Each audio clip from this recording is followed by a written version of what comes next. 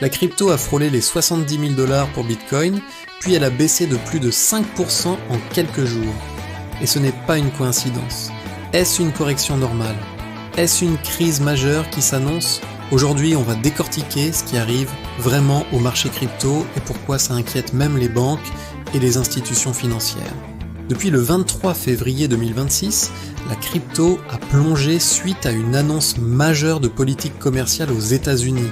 Le président a proposé des tarifs globaux de 15%, déclenchant une vente massive sur les marchés, y compris les cryptos. Bitcoin est tombé en dessous de 65 000 $ dans la panique. Mais très vite, le marché a rebondi presque aussi fort avec une hausse de plus de 5%. Bitcoin approchant à nouveau les 68 000 $. La crypto n'est plus simplement une valeur tech, elle est devenue un actif sensible à la politique commerciale mondiale, aux tensions économiques et aux décisions politiques. Quand un pays impose des tarifs, ça ralentit le commerce mondial, augmente les risques de récession, fait fuir les capitaux vers le cash ou les titres de dette sûrs, et la crypto, qui est désormais considérée comme un actif à risque, chute avec les actions et les marchés traditionnels. Les marchés crypto réagissent aux signaux politiques avant les données économiques. Aujourd'hui, les tensions géopolitiques et les politiques commerciales ont créé une incertitude énorme.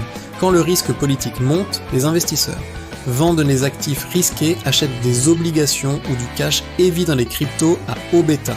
Ce mouvement N n'est pas un crash technique ordinaire. C'est une réaction politique et stratégique, pas juste financière. Alors que certains disent c'est juste une correction normale, des autres voient un signal d'alerte macrostructurelle.